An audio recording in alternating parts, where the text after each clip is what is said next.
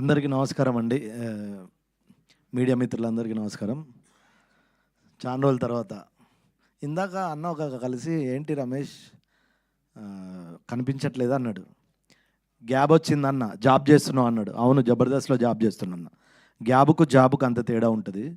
Of course artist కాబట్టి director గారు నన్ను గుర్తించి ఇందులో క్యారెక్టర్ ఇచ్చాడు. ఈ సినిమా జనరల్గా మనం ఇప్పుడు ట్రైలర్ చూస్తే నిజంగానే చాలా పెద్ద యాక్షన్ ఫిలిం. వీళ్ళేనా ఇదంతా చేసిందని డౌట్ వస్తుంది, కానీ వీళ్ళే. నిజంగా మన హీరో అలా చూడు ఎంత అమాయకంగా ఉన్నాడు. ఓ నలుగురు అమ్మాయి ఈజీగా ఫ్లాట్ అవుతారు, అట్లుంటాడు. కానీ కెమెరా ముందుకు వెళ్తే ఇతను యాక్టింగ్ చూసి నేనే షాక్ అయినా. ఏంటి ఇతను ఇలా చేస్తుండే, షార్ట్ గ్యాప్లో అన్న అన్న అన్న అంటాడు, రెడీ యాక్షన్ అంటే ఓ చిన్న అలా ఇచ్చేటోడు. అమ్మో అనుకున్నా. అందుకే యాక్టర్గా పెట్టారు. చాలా బాగా చేసావు డార్లింగ్. ఇంకా మా డైరెక్టర్ అన్న రండి అన్న. జనరల్గా ఎవరైనా సినిమా చేస్తే ఫస్ట్ లవ్ స్టోరీ చేస్తారు, అది కామను. నువ్వు లవ్ స్టోరీ చేసావు, ఎందుకు ఇంత వైల్డ్ యాక్షన్? నీ అమ్మ కూర్చుతే మొత్తం తెలిసిపోవాలి నా గురించి అనుకున్నావులే. కాదు నిజంగా చెప్పు. అంత లేదనుకుంటున్నావా? అంటే ఇంకా ఉంది. ఫస్ట్ సినిమాకే మొత్తం చూపిస్తే బాగోదని కదా.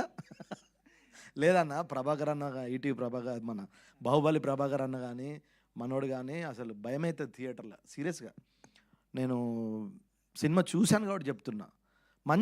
మంచి టైంలో వస్తా అండి. అంటే నేనే, ఎవరో కాదు, నేనే మంచి టైంలో వస్తా. థ్యాంక్ యూ అన్న.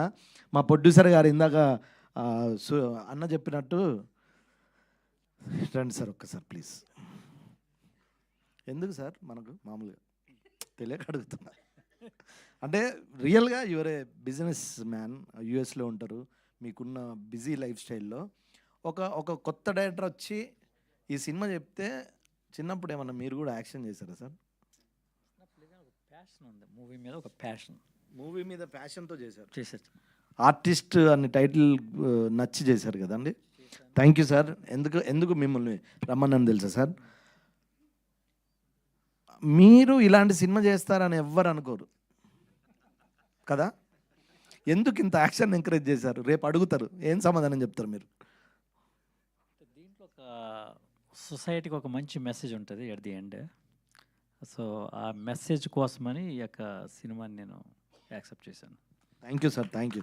జస్ట్ రమేష్ మీతో గారు, మాట్లాడాలని. రమేష్ గారు, అలాంటి యాంకరింగ్ జాబ్ మీరే. నాకు ఇచ్చారు, ప్లీజ్. అవును, మీరే యాంకరు. పేమెంట్ కట్ చేస్తా అంటే లేదు, నేను ఎందుకంటే మరీ పిలిచి ఏం మాట్లాడకపోతే చూసావా ఇడికి గ్యాప్ వచ్చింది, ఏం మాట్లాడతలేరు అనుకుంటా. Thank you sir, thank you. Suresh అన్న రావాలి. ఏంటి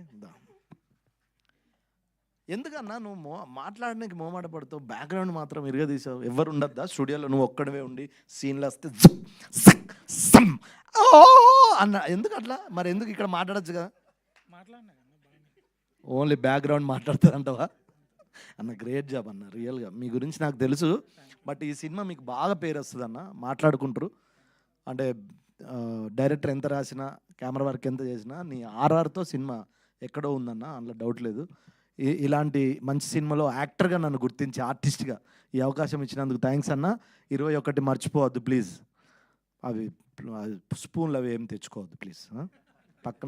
పక్కన 4 కైది అంటే పక్కద్దు ప్లీజ్. జస్ట్ మామూలుగా జేబులో ఏం పెట్టుకోకుండా రండి, ఎంజాయ్ చేసేయండి. Thank you. Ramesh garu, thank you so much. And అలానే సిఎఫ్ కుమార్